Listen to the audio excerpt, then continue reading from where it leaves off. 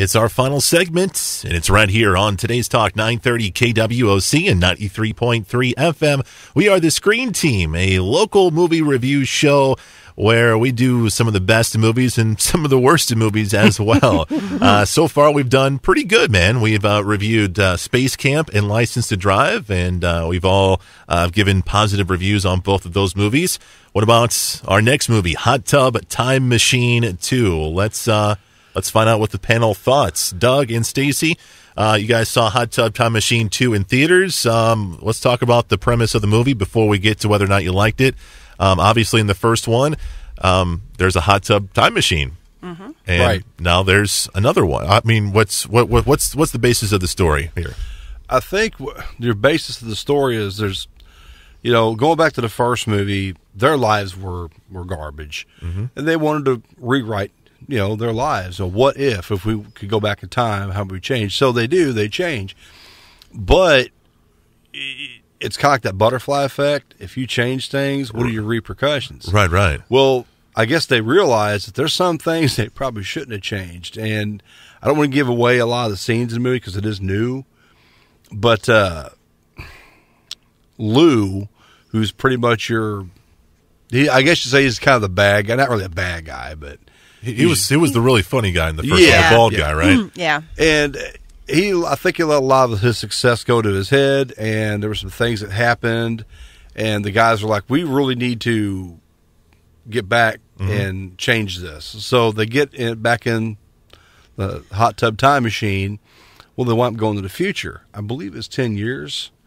And now all of a sudden you go in the future, and these guys are back to crap. It's like, oh, no, what happened? What went wrong? So I said, I don't really want to give a lot of things away, but by the end of the movie, they kind of straighten things back out, and I think they realize it's better left like it was, right? So let me ask you guys: in the first one, the main star was John Cusack. Where's he in this one? He's off he's written a book, or he's off to find himself. Off to find himself, I think is what they said. You see a picture of him. Yeah. So, they have pictures of him. So apparently they couldn't afford him for the second one. Probably not. But you still have Craig Robinson and Rob Corddry and Clark Duke from the first one. Yes. And Chevy Chase is back reprising his role as well. And Adam Scott is, I think, one of the new characters of the film. So thoughts? Did you guys like it? I did. Now, there again, I don't think it's quite as funny as the first one, but it's still a pretty good movie. If you haven't seen the first one and you see this one, you're going to laugh probably just as much. So you don't need to see the first one, in your opinion? I don't know. I think you probably should rent it before you go. It gives you a little more of the background and the history of what's going on. You understand why. You understand why these guys are living. You just will understand it. I think a little bit better, but yeah, you probably do need to see the first one just because of that reason. But as far as the overall comedy and the outrageousness, it's probably just as outrageous. But there again, it's been so outrageous in the first movie. It's like, how can they outdo it in this one? I don't think they really do outdo it, but they do somewhat match it. So overall, I'd say it's a good movie. Stacy, do you agree with Doug? Yeah, to a point. I mean, I don't know if I would see not, it now. I would probably wait till it come out on DVD. I would not pay streaming. Movie theater prices to see it again. But if it's on the Red Box or something, Yeah, definitely worth renting or streaming or something like that. It does have some really funny stuff in it. Yeah. The character of Lou, he's just over the top. There's just really not any words to describe him, but there's a certain event that happens kind of at the beginning of the movie that sets this all into motion as to why they have to go into time or whatever. But then they were like, well, there's no hot tub. Well, there is a hot tub. And they find it. And I think probably, excuse me, one of my favorite scenes is at the very end when the credits are rolling. And they keep jumping into the hot tub. And you've probably seen it on the previews or whatever. And they're doing all these different things. And they take a picture, a selfie with Lincoln, you know, and you know they're just definitely some of the best stuff in the movies right there at the credits. And I mean, that's probably when I laughed the hardest. But I don't regret seeing this movie. Yeah. After seeing it, I don't think that there'll be a part 3. If there is, it'll go straight to DVD. Yeah, it won't do as good as this has.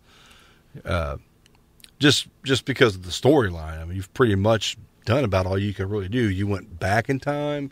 You've went ahead in time. What else? Yeah, what else are you going to do? Right. Pretty soon they're going to lose the current time. Exactly. Stacy, this movie's rated R, and I remember seeing a post that you said that obviously this movie has some language and stuff like that. Yeah, so. I would not want probably anyone not kid friendly. I wouldn't want anyone under 18 to see it. And if you have any objections to colorful language or genitalia, really, then it's not necessarily that you see it. It's just it's the future, and there's some things that go on. But nudity, I guess what I'm trying to say. If you're sensitive to those things, probably ought not see it. But if it doesn't normally bother you, then doesn't bother me. Yeah.